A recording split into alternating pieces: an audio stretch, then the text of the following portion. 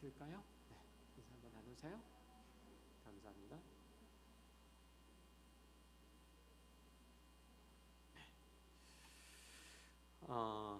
광고를 잘 안 하는데 광고를 오늘은 해야 될 것 같습니다. 이번 주 돌아오는 토요일 저녁 7시에 성탄 전야 예배가 있습니다. 예배하고 또 2부 순서도 함께 하도록 되어 있으니까 준비하시는 분들 잘 준비해서 함께 기쁜 성탄을 맞이하시길 바라고, 또 감사하실 분들 감사하시고, 그리고 그 다음 날은 주일이자 성탄절입니다. 성탄 감사 예배 25일 오전 11시에 있습니다. 그리고 2023년 기도카드를 작성해 주시면 감사하겠습니다. 이렇게 이전에는 보지 못했던 퀄리티 있는 기도카드가 나왔습니다. 하나씩 그 주보에 있는데 보셨는지 모르겠어요. 조성용 목사님 작품입니다. 제 작품은 물론 아닙니다. 여기 잘 감사 제목과 그 다음에 기도 제목 잘 적으시고 이렇게 작성해 주셔서 25 다음 주까지 내주시면 예쁘게 코팅을 하거나, 아니면은 그 시간 너무 크거나 좀 그러면 저희가 타이핑을 예쁘게 해가지고 코팅을 해가지고 보내드릴 테니까, 다시 드릴 테니까 그거 한 해 동안에 가지고 계시면서 기도 제목으로 가지시고, 그리고 연말에 가서 하나님께서 우리와 함께 하신, 우리의 기도 가운데 함께 하시는 것들을 확인하는 그런 도구가 되었으면 좋겠습니다. 그리고 한 가지 더, 각 위원회가 지금 조직이 되었는데, 편성이 되었는데, 각 위원회가 하시는 일들이 무엇인지 다시 한번 확인해 주시고, 이 위원회별로 사업을 좀 계획하시고, 그리고 보고하는 기회를 가졌으면 좋겠습니다. 다음 주에 제가 그 위원회별로 사업 보고안을, 그 보고서를 제가 나눠줄 테니까 위원장 되시는 분들은 이렇게 보고를 해주시면 감사하겠습니다. 광고가 길었습니다. 말씀 함께 나누겠습니다. 유대인의 명절인 유월절을 맞이해서 많은 사람들이 하나님을 예배하러 예루살렘에 올라왔죠. 그 중에는 유대인뿐만 아니라 이방인들도 다수 포함되어 있었습니다. 이 즈음에 예수님에 관한 소문도 두루 퍼졌었는데, 마침 예수님께서 예루살렘에 오셨다는 소식을 듣고 헬라인 몇 명이 그분을 만나러 왔죠. 물론 이들은 예수님에 관한 이 소문들이 사실인지, 그가 메시아로서 특별한 능력이나 위엄이나 영광스러운 모습이 있는지 확인하고 싶어서 왔을 겁니다. 안드레와 그리고 빌립이 예수님에게 그 소식을 전하자, 주님은 돌연 인자가 영광을 얻을 때가 왔도다. 내가 메시아로서 일을 할 때가 왔도다. 너희가 나를 섬기려면 나를 따르라. 제자들을, 그리고 주변에 있는 사람들을 긴장을 불러일으킬 만한 그런 말씀을 하시죠. 드디어 때가 왔나 보다. 우리가 주님께서 메시아로서 일을 하시려고 이제 분연히 이제 떨쳐 일어나시니 우리도 주님과 함께 하자. 자, 우리도 주님의 뒤를 따라서 로마 군대를 몰아내고 거기에 빌붙어 사는 간악한 무리들을 다 처단하자. 제자들을 비롯해서 주변에 있는 사람들은 이런 생각들, 이런 마음들을 품었을지도 모릅니다. 그러나 의아하게도 주님은 지금 내 마음이 괴로우니 무슨 말을 하리요? 아버지여 나를 구원하여 이때를 면하게 해 주옵소서. 그러나 내가 이를 위하여 이때에 왔나이다. 아버지의 이름을 영광스럽게 하옵소서. 이런 이상한 기도를 하시는 거죠. 우리는 예수님이 무엇을 두고 기도했는지, 예수님께서 그러한 기도를 해야만 했던 이유를 대강 다 알죠. 그렇죠? 주님은 아버지여 나를 구원하여 이때를 면하게 해 주옵소서라는 비명에 가까운 기도를 하셨던 것도 기억을 우리는 하고 있어요. 다른 복음서에는 이때의 분위기를 이런 예수님의 고백으로 대신해요. 내 마음이 고민하여 죽게 되었다. 내 아버지의 만일 할만하시거든 이 잔을 내게서 지나가게 하옵소서. 우리가 생각하기에 메시아로서 예수님이 나타내야 할 하나님의 영광, 인자가 나타내야 될 하나님의 영광은 승승장구, 만사형통, 마도성공, 백전백승 이런 어구들과 연결되어 있어야 될 것처럼 보이죠. 주님이 우리의 인생과 거기에 일어나는 일들에 개입하셔서 그 선하시고 좋으신 뜻을 이루어감에 따라서 우리는 주를 믿는 이들은 당연히 감사와 찬송과 기쁨과 경배를 드릴 만한 일들이 우리와 우리 주변에 일어나야만 할 것 같아요. 그런데 분위기는 그렇게 흘러가지 않고 아버지께 영광을 올려드릴 만한 일을 하려다 보니까 내가 죽게 되었다, 이런 고백을 듣게 되는 거거든요. 주님께서는 그 고백을 하는 거예요. 이 고통이, 이 죽음이 아버지의 뜻을 이루기 위해서 필요하다면 나는 기꺼이 순종하리라, 이렇게 주님께서 말씀하세요. 그러자 하늘에서 내가 이미 영광스럽게 하였고 또다시 영광스럽게 하리라 라는 소리가 들리죠. 이 말씀의 의미는 이럴 거예요. 예수 그리스도의 성육신 하심과 그의 말씀의 사역과 표적들을 통해서 하나님의 구원의 뜻이 이미 성취되었고 그 나라가 이 땅에 임함으로써, 하나님의 나라가 이 땅에 임함으로써 그 이름이 영화롭게 된 것처럼, 하나님의 이름이 영화롭게 된 것처럼 이제 다시 임박한 아들의 고난을 통해서 하나님의 예정하신 이들이 구원을 받을 것이며 그 아들의 죽으심을 통해서 그 죄로 인해서 저주와 사망을 숙명으로 여기던 자들에게 생명의 빛이 한 줄기 서광이 비칠 것이다. 하나님은 창조주이시며 구원주이심이 온 세상 만물에게 선포될 것이고 그 생명의 풍성함이 온 피조세계에 약동할 것이다. 우리는 그 의미를 잘 알더라도 쉽사리 받아들일 수가 없는 내용이죠. 지금 본문에서 하고 있는 얘기들이 말이죠. 요한복음 12장 24절에 그 내용이 이렇게 비유로 표현되어 있어요. 내가 진실로 진실로 너희에게 이르노니 한 알의 밀이 땅에 떨어져 죽지 아니하면 한 알 그대로 있고 죽으면 많은 열매를 맺느니라. 이 비유로 나타나는데 이 말씀을 여러분은 쉽게 받아들일 수가 있나요? 너무 잘 알려져 있는 말씀이고 우리가 당연히 그렇게 해야 된다고 받아들이는 말씀이에요. 그러면 이 말씀을 따라서 기꺼이 한 알에 죽는 밀알이 되겠습니까? 이 말씀은 어려운 이웃을 위해서 희생하고 헌신하고 살아라. 아프리카 어디 오지에 들어가서 이름도 없이 빛도 없이 복음을 위해서 살아라. 그러면 너희 인생에 많은 빛나는 결과물들이 날 것이고 그로 인하여 너희가 사는 세상은 더 아름다워질 거다. 너 한 사람을 희생해서 남은 사람들이 평안하고 풍성하고 안전한 삶을 살면 그 또한 가치 있고 의미 있는 일들이 아니냐. 이런 단순하지만 무거운 도덕적인 헌신과 희생을 촉구하고 나서는 그런 말씀이 아니에요.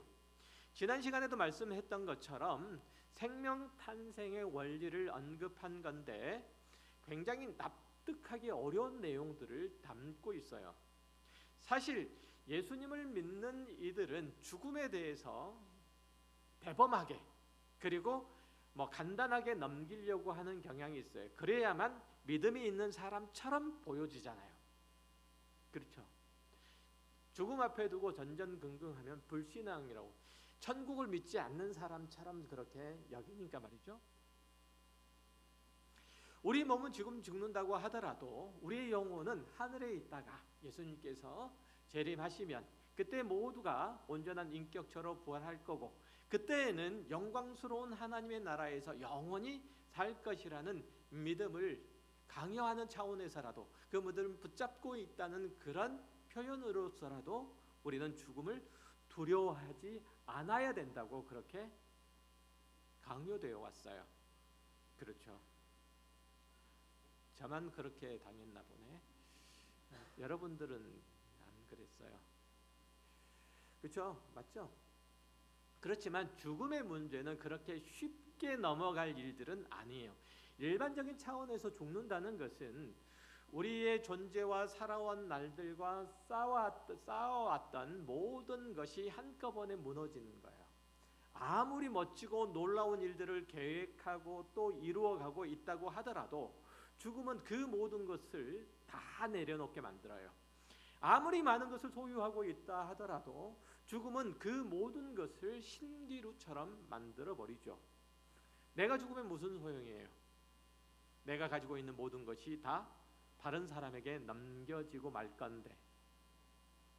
그래서 사람들은 죽음 앞에서 애통해하고 겁을 먹고 절망하지만 그럼에도 불구하고 다른 대안이 없잖아요.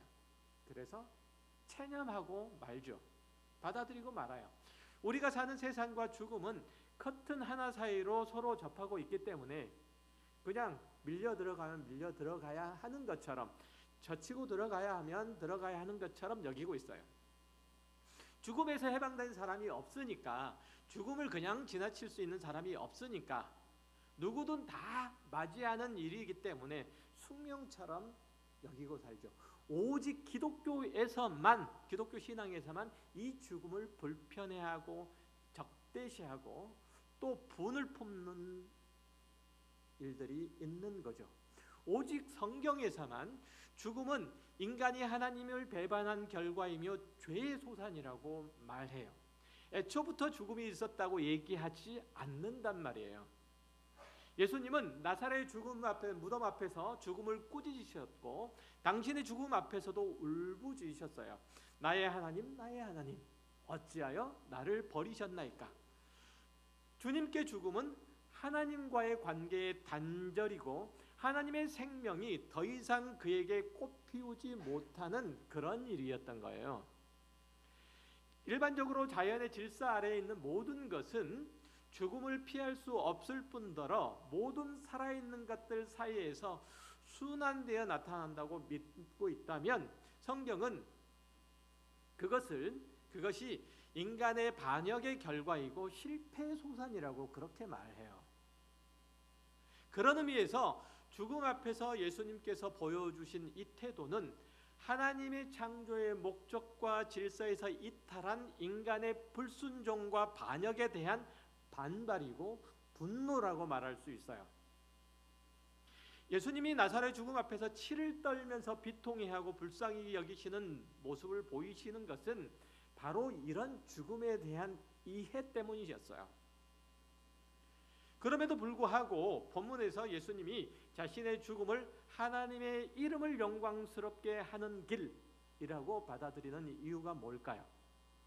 하나님의 창조의 목적을 회복하는 일로 여기시는 까닭은 뭘까요? 이 대답을 지금 해보려고 해요. 인간의 범죄로 인해서 하나님의 거룩한 창조의 세계에 죽음이 찾아온 이래에 인간의 삶 가운데는 비참함이 시작되었죠. 눈물이 그칠 날이 없었어요. 한숨이 끊길 날이 없었죠. 사탄은 죽음이라는 강력한 무기를 들고 그 인간을 조종하기 시작해서 노예로 만들었죠. 죽음의 저주 아래 놓인 인간은 악한 자의, 그렇게 사단의 농간에 맥없이 놀아날 수밖에 없었던 거예요. 말씀드렸던 것처럼 원래 하나님의 창조 세계에는 죽음이 없었어요. 그러나 인간이 범죄함으로 인해서 죽음이 그에게 임하게 되었는데 그것은 그런 세상은, 그런 피조 세계는 하나님의 영원하심이라는 속성에 반하는 거예요. 하나님의 창조의 목적에도 어긋난 내용이에요. 그래서 하나님께서 그것을 바로잡으시려고 구원 사역을 이루시는 거죠. 창세기 13장 15절에 원시 복음에 보면 하나님께서 여자의 후손인 예수 그리스도를 통해서 사탄과 그의 세력들을 멸하시고 타락하고 오염된 세상을 회복해 하시며 거기 사는 이들을 구원하실 거라고 일찍이 말씀하세요. 일찍이 인간이 타락함과 동시에 일찍이 말씀하시는 거예요. 자, 그러면 하나님의 입장에서 좀 생각을 해볼게요. 하나님께서 지으신 아름다운 창조 세계에 죄와 죽음이 들어오게 되었고 하나님의 창조의 목적이 훼손되었다면 구원이라는 어떤 방법을 선택하는 것보다는 그냥 아예 재창조의 방법을 선택하는 것이 어떨까라고 하는 거예요. 하나님께서 지으신 모든 세계, 하나님께서 말씀으로 그 모든 세계를 지으실 수 있는 능력이 있으시니까, 전능하시는 분이시니까 그 지으신 모든 세계를 다 깨끗하게 없애시고 새롭게 창조하시는 방법이에요. 전능하신 하나님으로서는 그 정도는 아무것도 아닐 텐데 왜 그렇게 안 하실까요? 아담이 범죄하였으므로 그를 죽이고 다시 인간을 지으시면 될 텐데 그 아들을 십자가에 매다시는 희생을 감수하면서까지 구원이라는 과정을 겪게 하시고 그 인간을 회복하시려고 하시는 그런 하나님의 뜻이 뭘까요? 하나님께서 그 아들을 대신 죽이실 만큼 일찍이 창세기 3장 15절에서 이미 그 약속을 하실 만큼 우리가 가치가 있는가요, 인간이? 어떤 능력이 있어서 하나님의 일들을 도울 만한 하나님께서 하시는 그 사역들에 영향을 끼칠 만한 그런 능력이 있냐고요? 또한 그것에 소용이 될 수 있을까요? 아니면 다 그것을 못한다 할지라도 마치 인형처럼 귀엽게라도 할까요? 예쁘기라도 하냐고요? 한번 옆에 계신 분은 보지 마시고 거울만 한번 보시죠. 내가 그렇게 예쁜가? 하나님의 창조 사역을 이루어 가심에 있어서 이해가 안 되는 부분이 또 있어요. 하나님은 인간의 배신, 불순종, 범죄, 고집, 교만 이런 것들을 그대로 둔 채로 인간을 구원해 가시는 그 과정을 밟아 가신다는 점이에요. 아담이 이르러 인간은 끊임없이 악을 행하고 죄 가운데 살아가지만 하나님은 그런 인간을 보듬으신 채로 역사를 이끌어 오신다는 점이에요. 뭐하러 그러실까요? 새로 산 가전제품이 고장나면 환불하거나 아니면 교환하면 그만인데 그것을 고쳐서 사용하겠다고 계속 AS를 받는 그런 바보 같은 짓을 왜 해요? 그렇죠? 우리라면 그렇잖아요. 하나님이 우리 안에서 이루시는 구원은 그리고 부활과 생명은 예수님의 죽으심을 딛고서야 비로소 내다볼 수 있는 일들인데 우리가 그리스도인으로서 살면서도 잘못을 저지르고 또 눈물을 흘리고 후회하고 다시는 안 하겠노라고 회개하고도 또 그 짓을 저지르고 그래서 이제 포기하고만 있는 그 절망 가운데서 만들어지는 일들인데 그렇잖아요. 우리의 구원의 과정들이 다 그렇잖아요. 우리가 그리스도인으로 살아가는 과정들이 다 그래요. 하나님께서 그런 우리의 신앙 현실 안에서 우리의 구원을 우리의 부활을 당신의 영광을 드러내신다고 하신다니 그렇다면 지금 우리가 겪는 신앙의 실패와 좌절과 절망과 신음 이런 것들이라도 가치 있다고 생각할 수 있지 않겠느냐라는 생각을 해볼 수 있어요. 그렇지 않을까요? 다음 주는 성탄절이에요. 예수님의 죽으심의 관점에서 보면 사실은 이날도 되게 이상해요. 어차피 죽으시러 오신 건데 굳이 인간의 탄생의 과정을 겪으시고 수월하지도 않는 33년의 생애들을 사셔야만 하셨을까요? 두 번째 주님 오실 때 그렇게 오신다고 한 것처럼 첫 번째도 그냥 구름 타고 오시지. 그렇잖아요. 그냥 오시지. 그냥 30년의 사생애는 빼고 그렇게 해서 3년 반이라는 공생애만 사셔도 그 구원을 이루시는데 지장이 없지 않을까요?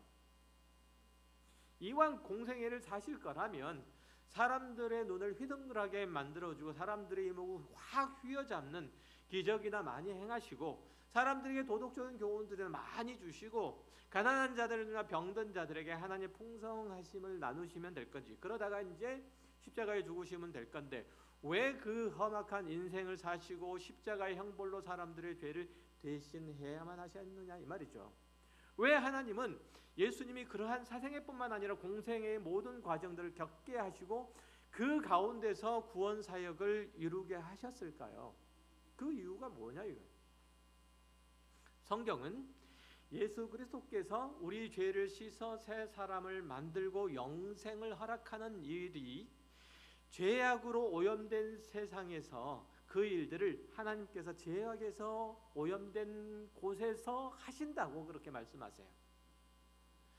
우리가 과거에 하나님 없이 살던 시절의 무지와 부패 이런 것들을 깡그리 다 잘라내버리고 이런 것들을 다 지워버리고 최소한 우리의 기억 속에서라도 다 지워버리고 우리의 반역과 실패를 깨끗하게 밀어버린 위에다가 새로운 인생을 거기다가 세워가시는 것이 아니라 그려가시는 것이 아니라 그 모든 것을 끌어안는 우리의 반역과 반항과 무지마저도 보듬으셔서 이루어내시는 것이 하나님의 구원이라고 하나님의 영생이라고 그렇게 말해요.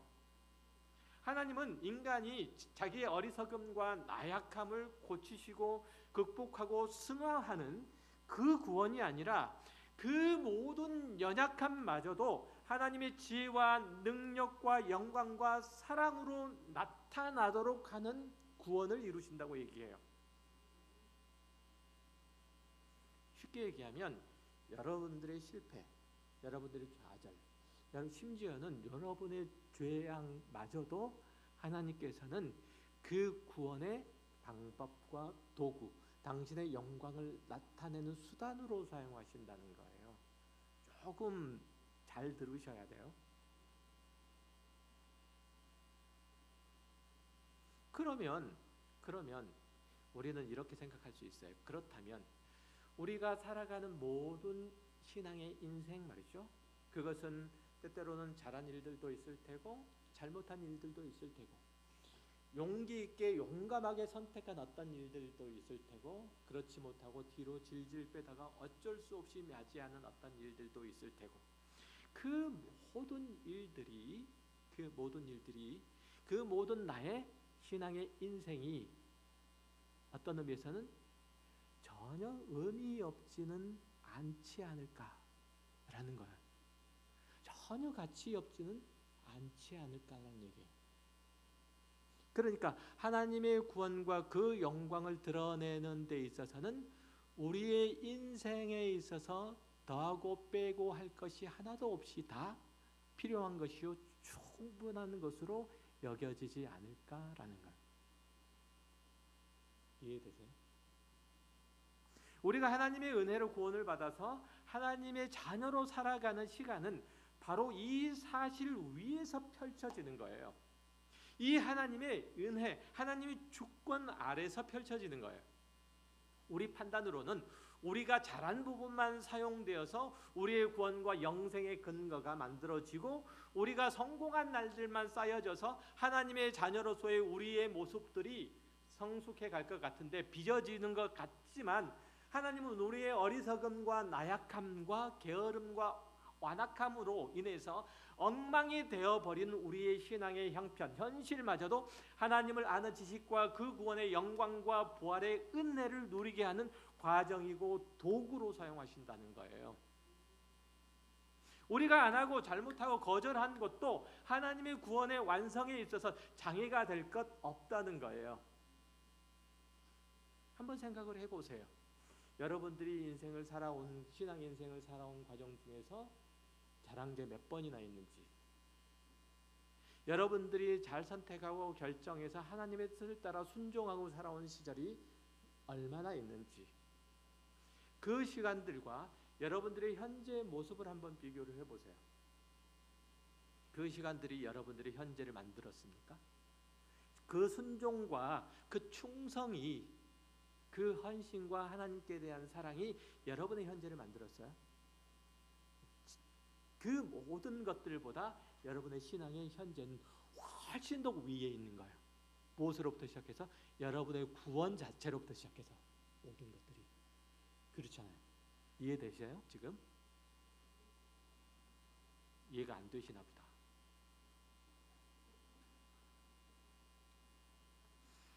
그러니까 하나님과 함께 하시는, 하나님께서 함께 하시는 성도의 신앙 인생은 어떤 의미에서는 버릴 게 하나도 없다는 거예요. 바로 이 시각에서 우리의 매일의 삶과 신앙 인생을 해석해야 되는 거예요. 여러분들에게 주어진 매일의 날들을 보아야 되는 거예요. 볼 수 있어야 되는 거예요. 그런 의미에서 볼 때 우리 그리스도인에게 주어진 모든 시간은 헛되이 흐르는 것이 아니고, 우리 성도들에게 일어난 모든 일들은 무가치하거나 성도로서 신앙 인생에 불리하게 작용할 게 없다는 거예요.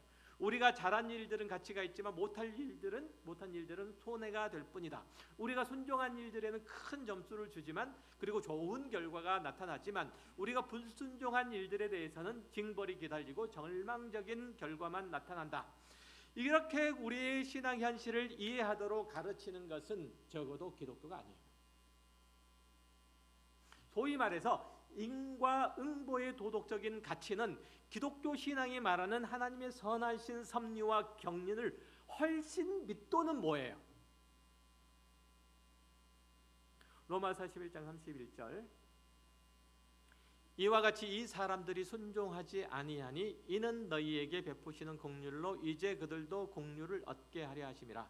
하나님이 그 모든 사람을 순종하지 아니하는 가운데 가두어 두심은 모든 사람에게 긍휼을 베풀려 하심이로다.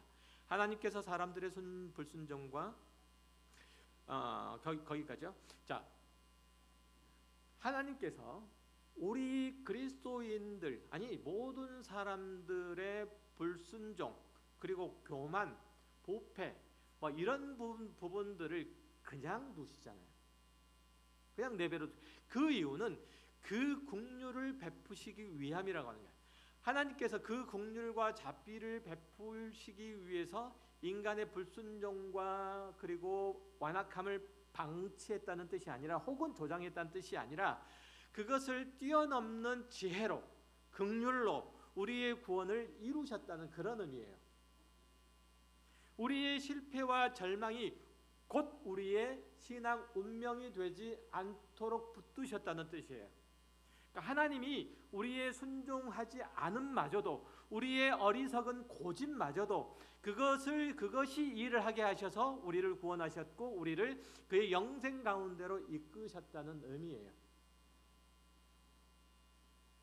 그래서 이어나오는 11장 33절 이하의 이런 감격 어린 고백이 지금 성도에게 있어서는, 사도 바울을 포함해서 성도에게 있어서는 나올 수밖에 없는 거예요. 깊도다 하나님의 지혜와 지식의 풍성하며 그의 판단은 헤아리지 못할 것이며 그의 길은 찾지 못할 것이로다. 누가 주의 마음을 알았느냐? 누가 그의 모사가 되었느냐? 누가 주께 먼저 드려서 갚으심을 받겠느냐? 이는 만물이 주에게서 나오고 주로 말미암고 주에게로 돌아감이라. 그에게 영광이 세세에 있을지어다. 아멘. 하나님이 우리를 사랑하시고 우리를 구원을 이루시며 우리를 그 가운데로 이끄시는 것을 누가 막을 수 있겠느냐? 우리의 인생에서 일어난 어떤 사건이, 어떤 일들이, 어떤 실수와 잘못이 그것을 막을 수 있겠느냐는 얘기예요. 그럴 수 없다는 거죠. 어떤 미련하고 어리석은 행위가 하나님께서 우리를 통해서 영광을 받으시는 일들을 막을 수가 없다는 거예요. 하나님이 기어이 그 복을 베푸시고 그 생명을 나누시는데 누가 방해할 수 있느냐는 얘기죠. 누구든지 작정하고 그렇게 해보란 얘기예요. 여러분들이 여러분의 인생을, 신앙의 인생을 마음껏 망가뜨려 보세요. 그대로 되는지. 마음껏 팽개쳐 보세요. 그렇게 되는지. 한번 해보세요. 맞아, 아프기만 해요. 맞아, 아프기만 해. 그렇게 안 된단 말이죠. 하나님께서 예수 그리스도와 그의 십자가의 지심으로 이루신 구원의 복음은 예수 믿으십시오. 그러면 죄 용서함을 받고 천국에 갑니다. 이렇게 간단하게 전하고, 그리고 또 그것을 받으면 구원을 얻고 안 받으면 지옥을 가는 그런 선전 문구와 같은 게 아니에요. 정말 말도 안 되는 정도의 어리석고 미련하고 못된 짓에도 불구하고 그 가운데서도 빛을 발하고 선을 이루고 영광을 나타내는 것이 복음이에요. 그러니까 힘을 내서 용기를 내서 죄를 지으십시오. 악한 짓을 하십시오. 그리고 마음껏 여러분의 인생을 하나님께서 원치 않으시는 구렁이통으로 막 집어넣으세요. 그러라고 이 말씀을 드리는 거 아닌 건 아시죠? 아시죠? 우리가 겪는, 우리가 얻은 구원과 부활과 영생의 길에는 하나님의 지혜와 능력과 사랑과 열심으로 빼곡히 들어차 있어서 다른 것이 감히 끼어들 게 없는 거예요. 감히. 하나의 밀이 땅에 떨어져서 죽어서 많은 열매를 맺는 거예요. 땅에 묻힌 밀알이 밀알을 흙이 삼키고 썩히는데, 아이러니하게도 역설적이게도 거기서 싹이 나요. 생명이 돋아요. 죽음에서 생명이 피는 거예요. 열매가 맺는 거예요. 그런 것처럼 예수님이 죽음에 삼켜져서 소멸되는데 거기서 우리라는 생명이 나타나고 그 생명은 다른 많은 생명의 번성함을 만들어낸다 이거예요. 그러니까 우리가 설령 그리스도인으로 살아가는 모든 일들 속에서 어떤 일들을 겪는다 할지라도, 어떤 상황을 맞이한다고 할지라도 그것은 하나님께서 나를 통해서 이루시는 생명의 번성함의 한 과정이지, 그것으로 인해서 하나님의 복음의 능력과 그 지혜와 그 생명의 풍성함이 쇠해지지는 결단코 않는다는 것, 이거예요. 그것이 십자가의 사건이고 하나님의 나라의 원리예요. 세상의 이치와 원리에서는 죽은 것은 다 망하는 것이고 다 끝장난 거잖아요. 썩은 것은 쓸모없는 것이고 다 도려내고 잘라버려야 될 것들이에요. 그러나 하나님의 구원은 그 절망에서 소망을, 그 어둠에서 빛을 만들어낸다고 그러잖아요. 죽음에서, 썩음에서 무엇을? 생명을 잘라내는 게 아니고 생명을. 오늘 보면 31절 이하를 좀 다시 한번 읽어볼게요. 이제 이 세상에 대한 심판이 이르렀으니 이 세상의 임금이 쫓겨나리라. 내가 땅에서 들리면 모든 사람을 내게로 이끌겠노라 하시니, 이렇게 말씀하시면 자기가 어떠한 죽음으로 죽을 것을 보심이로라. 쉽게 해석하지 말고요, 하나님께서 예수 그리스도와 그의 십자가로 이루신 구원은, 회복은, 부활은, 영생은 이 세상의 힘의 질서와 가치와 원리와 내용들을 그 자체로 심판한다는 거예요. 그 뿌리부터 뽑아버리고 그 자리에 하나님의 나라를 심어 놓는다는 뜻이에요. 여러분의 인생은 이 세상의 이치에 의해서 좌우되는 것이 결코 아니라 하나님의 선하신 주권에 의해서 그 영광스러운 곳에 다다를 거라고 얘기를 하는 거예요. 여러분의 신앙은 모세의 율법이 아니라 그리스도의 은혜가 주도하고 하나님의 영광을 드러내고 말 거예요. 걱정하지 마세요. 두려워하지 마세요.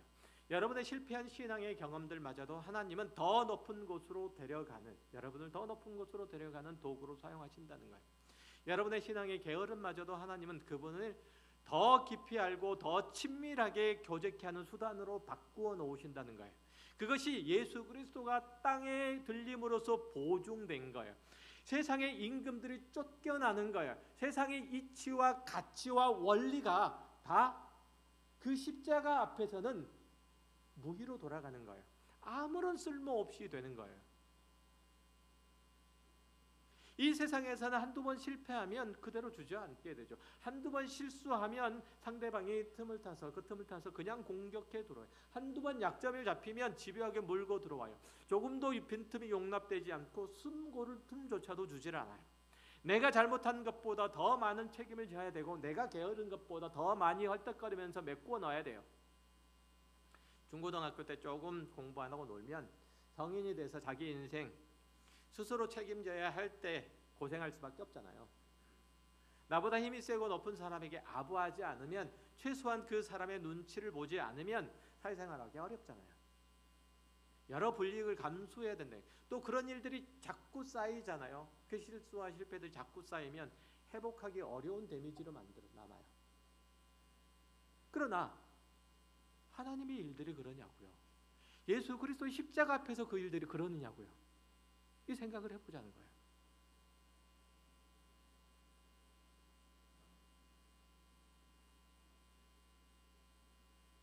이쯤 되면은 어쩔 줄 몰라서 이렇게 막 그 엉덩이가 들썩들썩 해야 되는데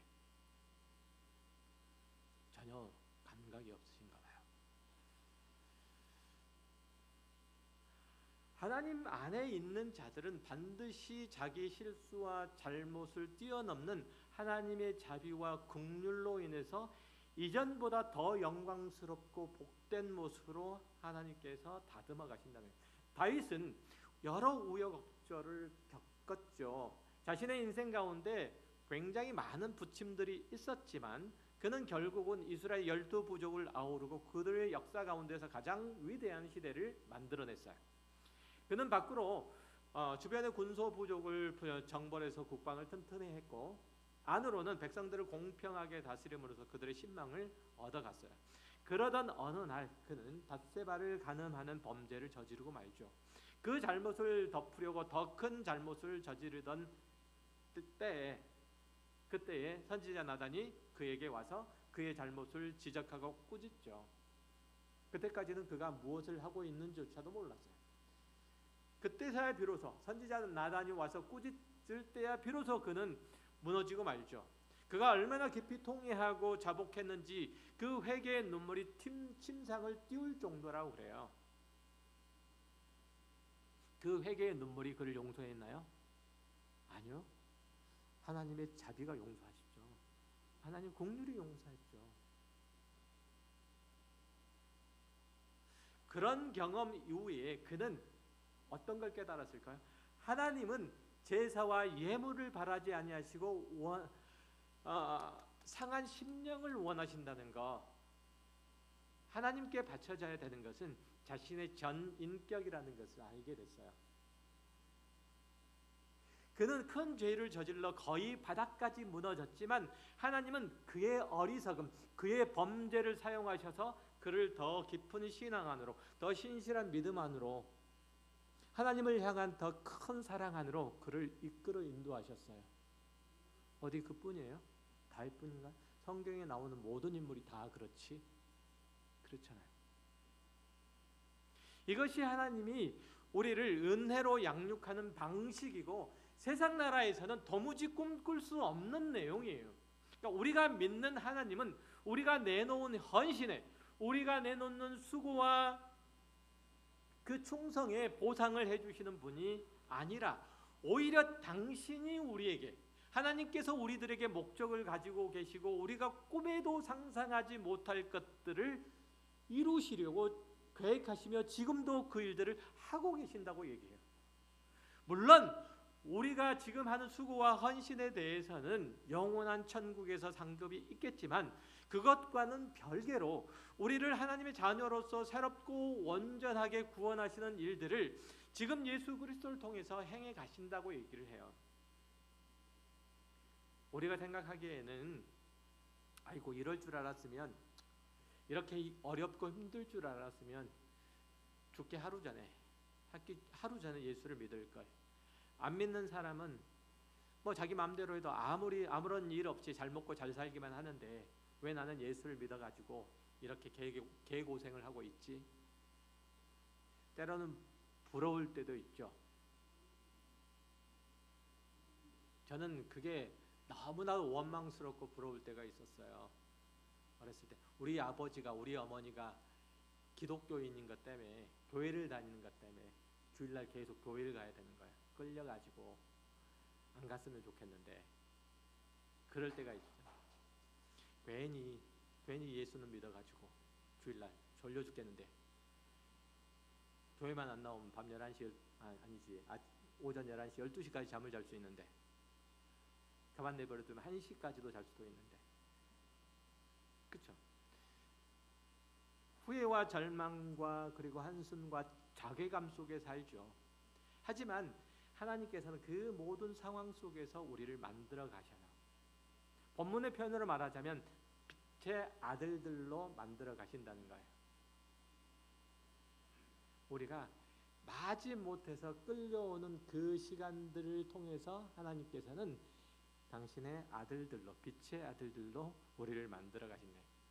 우리가 충분히 헌신하고 충분히 순종하고 기꺼이 동의해서 나오지 않는다 할지라도 마지못해서 겨우 한 발 디딜까 말까 하는 그 일들을 통해서도 하나님께서는 우리를 온전케 하시는 일들을 해 가신다는 거예요. 시편 73편은 신앙에 대한 자기 연민이 너무 커서 하나님에 대한 믿음을 잃어버리고 헤매는 사람의 시예요. 시인은 악인들이 부유하고 형통하고 강건하고 또 평안하게 살고 의인들, 즉 하나님의 손에 붙들린 이들은 억울함을 당하는, 어려운 일들을 당하는 현실을 보고 낙담해요. 그 내용을 읽어보면 이렇게 되어 있어요. 1절부터 5절까지만 잠깐 읽어볼게요. 하나님이 참으로 이스라엘 중 마음이 정결한 자에게 선을 행하시나 나는 거의 넘어질 뻔하였고 나의 걸음이 미끄러질 뻔하였으니 이는 내가 악인의 형통함을 보고 오만한 자를 질투하였음이로다.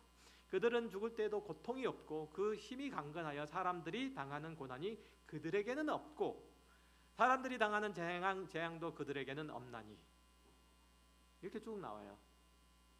누가요? 의인이 아니고 악인이. 12절 볼게요. 볼지어다 이들은 악인이라도 항상 평안하고 재물은 더욱 불어나도다. 인과응보의 원리가 작동이 되나요? 안 되잖아요. 이 정도 상황이 되면 우리 중에서 제법 신앙이 있는 자들도 무너지죠. 하나님 도대체 왜 그러시지? 하나님이 정말 정의로우신 분이신가? 도대체 하나님께서는 우리의 인생 가운데 간섭을 하시기는 하신 걸까?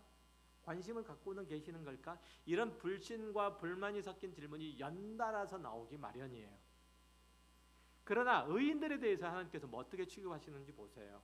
13절 이하요. 내가 내 마음을 깨끗하게 하며 내 손을 씻어 무죄하다 한 것이 실로 헛되도다. 나는 종일 재난을 당하며 아침마다 징벌을 받았도다. 내가 만일 스스로 이르기를 내가 그들처럼 말하리라 하였더라면 나는 주의 아들들의 세대에 대하여 악행을 행하였으리라. 내가 어쩌면 이를 할까 하여 생각한즉 그것이 내게 심한 고통이 되었더니. 하나님을 믿는 이는 자기의 연약함과 자신의 부족함과 죄악됨을 생각을 한다는 거예요. 날마다 회개하고 겸비한 생활들을 하는데 그것과 상관없이 맨날 징벌을 받는 것과 같은 괴로운 날들이 계속되는 거예요. 어려운 형편들이 풀리지를 않는 거예요. 어려운 형편들이. 좀 이걸 좀 놔주시면 그래도 숨이라도 쉴 것 같은데 이 불편부당한 현실을 놔주지를 않으시는 거예요. 고통스럽게도. 그러면 신앙생활도 좀 잘할 것 같은데 편안하게 하나님을 믿을 것 같은데 악인이 나를 붙잡고 있어서 놔주지를 않는 거예요. 어려운 형편들이 내 상황들을 붙잡고 있어서 내가 앞으로 나가기를 못하는 거예요. 괴로운 날들이 계속되는 거죠. 얼마나 힘들어요. 그러나 그 모든 일들을 겪고 난 후에 어쩌면 그의 인생의 후반부에 시인은 이렇게 고백해요. 26절. 내 육체와 마음은 쇠약하나 하나님은 내 마음의 반석이시오 영원한 분기시시라. 무릇 주를 멀리하는 자는 망하리니 음녀같이 주를 떠난 자를 주께서 다 멸하셨나이다. 하나님께 가까이함이 내게 복이라. 내가 주 여호와를 나의 피난처로 삼아 주의 모든 행적을 전파리이다. 하나님께서 이렇게 만드셨다는 거예요. 그의 인생을. 이게 그리스도인의 복인 거예요. 하나님의 사람은 하나님을 가까이하고 그분을 영원한 반석이시오 분깃으로 삼게 결국은 하나님이 누구신지 알게 된다는 거예요. 그 영광 가운데로 거하게 된다는 거예요. 싫으세요? 아멘도 안 하시네. 그게 여러분들에게 주어진 복이라는 거예요. 하나님은 그의 백성들을 결코 놓지 않으시고 결코 비극으로 끝나게 하지 않으시고 하나님과 친밀한 관계로 하나님의 둘도 없는 자녀로 그렇게 만드시는 거예요. 그렇게 만드시려고 여러분의 신앙의 인생을 겪게 하시는 거예요. 그 인생들 속에서 우여곡절을 겪게 하는 거예요. 부당한 일들을 겪게 하시는 거예요. 어려운 일들을 당하게 하시는 거예요. 뜬금없는 재난들을 속에서 내가 끙끙거리게 하시는 거예요. 바로 이 사실을 여러분이 확인했고 또 믿는다면 여러분에게 주어진 신앙의 모든 정황에서 죽어야 할 필요가 있어요. 죽는다는 것은 스스로 결론을 내리고 스스로 해결하지 말라는 뜻이에요. 스스로 답을 내리지 말라는 뜻이에요. 여러분은 척박한 세상에 떨어진 한 알의 밀알이지 그 밀을 뿌렸거나 그 밀을 가꾸는 이가 아니라는 거예요. 여러분에게 열매를 맺으라고 얘기하나요? 아니잖아요. 이 세상이라는 땅에서 죽으면 되는 거예요. 온갖 유혹과 시험과 위험을 무릅쓰고 살아가면 되는 거예요. 자칫 잘못하면 신앙을 놓을 것 같은데 그러지 말라는 거예요. 무릅쓰고 살라는 거죠. 이전에 우리가 기대했던 세상에서는 죽은 자의 힘을 잊지 않고 붙들고 있을 때 우리는 하나님의 완성하시는 그 나라의 삶을 살게 된다는 것. 그거예요. 이 세상 가운데서 나는 죽은 자요. 하나님께 대하여 산 자로 여기는 거예요. 요한복음 12장 25절에서 주님이 이렇게 말씀하셨던 것을 기억할까요? 자기 생명을 사랑하는 자는 잃어버릴 것이요 이 세상에서 자기 생명을 미워하는 자는 영생하도록 보존하리라. 우리는 하나님의 모든 선하시고 인자하시고 의로우시고 신실하시고 영광스러움을 입으로뿐만 아니라 우리의 삶의 전체 내용들을 통해서 전파하도록 고백하도록 부르심을 받았어요. 책임으로서가 아니고 의무로서 그렇다는 뜻이 아니고 하나님께서 우리의 인생과 우리의 운명을 그렇게 바꾸셨다는 뜻이에요. 그렇게 바꿔 가신다는 뜻이에요. 이해되세요? 이 세상에서 믿음을 가지고 살면 우리가 땅에서 들리는 것 같이 주님의 땅에서 들리는 것처럼 우리도 땅에서 들리는 것처럼 어려운 시간들을 보낼 수 있어요. 마음이 심히 고민이 되어서 죽게 될 수도 있어요. 죽게 될 것 같다는 그런 고백을 할 수도 있어요. 그럼에도 불구하고 버티는 것이 그리스도인으로서 여러분의 가장 크고 확실한 신앙의 고백이요 정체성 회복이 될 거예요.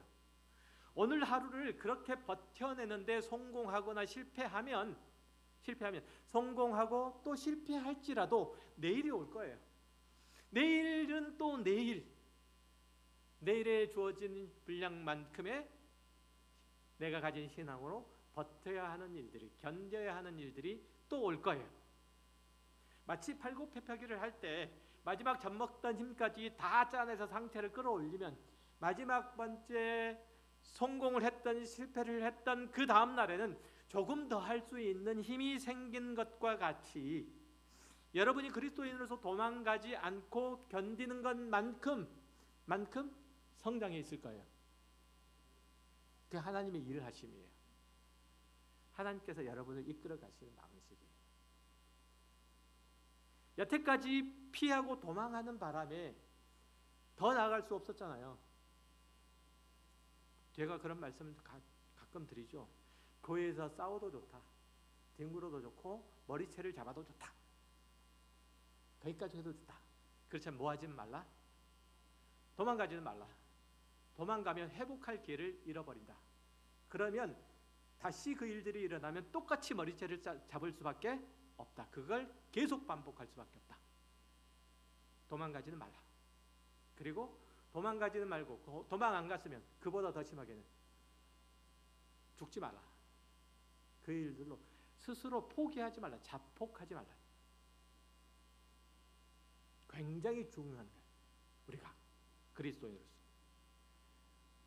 부당하다고 공평하지 않다고 그럼 안 하면 되지 뭐 이렇게 뒤로 물러서면 자라날 수가 없어요. 자라날 수가. 견뎌야지 힘이 생기죠. 이 세상에서는 죄의 유혹이 심각하다고 짐 싸들고 수도원에 들어가면 거기에는 죄가 없어요. 거기서도 버텨야 할 일들이 있어요. 버티기 싫어서 나는 거기 갔는데, 싸우기 싫어서 거기 갔는데 거기서도 죄가 있잖아요. 거기서는 어떤 위험이 도사리고 있지 않아요? 그렇지 않잖아요. 그렇다고 어디로 뛰어가서 영웅이 되려고 하지도 마세요. 상대방에게 내가 누구인지 확인시켜 주려고 눈에 힘주지 마세요. 내가 누군 줄 알아? 이러지 말라. 지금 계신 자리가 하나님께서 여러분에게 보내신 선교지고 예수님께서 땅에서 들리신 그 자리고 빛의 자녀로서 빛을 드러낼 자리예요. 그러니 그 자리에서 여러분의 믿음을 지켜내세요. 하나님께서 주신 하늘 소망을 지니세요. 하나님이 기업으로 주신 그 나라에 들어와 있음을 고백하세요. 그런 자로서 여러분의 인생을 하루하루 살아낼 때 어느덧 여러분은 하나님의 신실하게 별처럼 빛나는 빛처럼 찬란한 그 자녀로서 여러분의 생애 가운데, 여러분의 주위 가운데, 교회 가운데, 그리고 하나님의 나라 가운데 서 있을 겁니다. 기도하겠습니다. 하나님 아버지 감사합니다.